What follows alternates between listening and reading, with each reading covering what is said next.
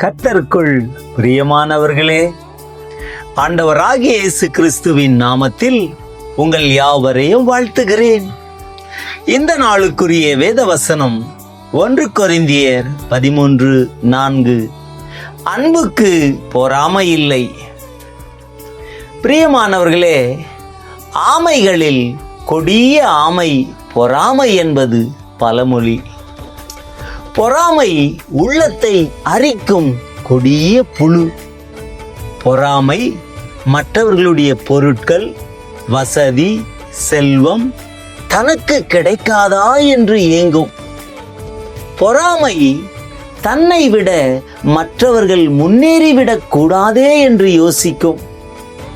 ஆனால் உள்ளத்தில் அன்பு வரும்போது சூரியனை கண்ட பனி போல் இந்த பொறாமை விலகி ஓடும். அன்புள்ள பெற்றோர்கள் தங்கள் பிள்ளைகளுடைய முன்னேற்ற வாழ்வை கண்டு ஒருபோதும் பொறாமை கொள்ளுவதே இல்லை. மாறாக அவர்கள் அதை பெருமையாக எண்ணுகிறார்கள். என் பிள்ளைகள் நல்ல ஸ்தானத்தில் இருக்கிறார்கள் என்று சந்தோஷப்படுவார்கள். நாமும் மற்றவர்களை நம்முடைய சொந்த பிள்ளைகளைப் போலவும் சகோதர சகோதரிகளைப் போலவும் அன்பு கூர்ந்தால் நம்முடைய உள்ளத்தில் பொறாமை எழுவதே இல்லை. இந்த மனநிலை இல்லாததினாலே குடும்பங்களிலும் சபை ஐக்கியங்களிலும் ஒரு மனமில்லை. அந்த போதகர், அந்த சபை, அந்த குடும்பத்தார் மிகவும் வளர்ந்து பெருகுகிறது. எப்படியாகிலும் அந்த குடும்பத்தையும் சபையையும் சபையின் ஐக்கியத்தையும் உடைக்கணும், அவர்கள் வளர்ந்து பெருகக்கூடாது என்று மற்றவர்களுடைய வளர்ச்சியை குறித்து பொறாமைப்படுகிறார்கள். இது முற்றிலும் தவறானது. சாலமோன் ஞானி பொறாமையை குறித்து சொல்லுகிறார், பொறாமையோ எழும்புருக்கி என்று. ஆம், பொறாமைப்படுவதினால் மற்றவர்கள் அழிந்து போவதில்லை, அது பொறாமை படுகிறவர்களையே அழித்து விடக்கூடியதாய் கொடூரமானதாய் இருக்கிறது.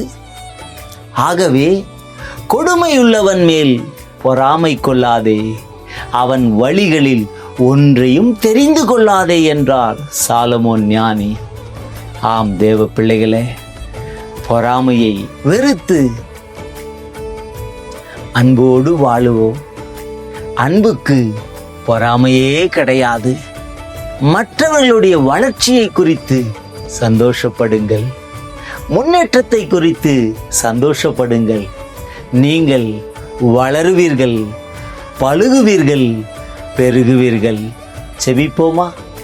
அன்பின் பரலோக பிதாவே, அன்புக்கு பொறாமை இல்லை என்ற வார்த்தையின்படி இன்றைக்கு ஒருவரை ஒருவர் பார்க்கும்போது பொறாமைகள், வஞ்சனங்கள், பேதங்கள், இப்படி பல காரியங்களிலே ஜனங்கள் தவறிவிடுகிறார்கள். பொறாமை இல்லாத வாழ்க்கை வாழ, மற்றவருடைய வளர்ச்சியை குறித்து பொறாமைப்படாமல் சந்தோஷமாய் அவர்கள் முன்னேற்றத்தை கண்டு கலிகூற கிருபை செய்யுங்க. ஒவ்வொருவருக்கும் உம்முடைய அன்பை கொடுத்து மற்றவர்கள் மேலே பொறாமை கொள்ளாதபடிக்கு மற்றவர்களை குறித்து சந்தோஷப்பட்டு மகிழ்ச்சியோடு வாழ கிருபை செய்யும்படியாய் ஜெபிக்கிறேன். இயேசுவின் நாமத்தில் பிதாவே, ஆமென். God bless you.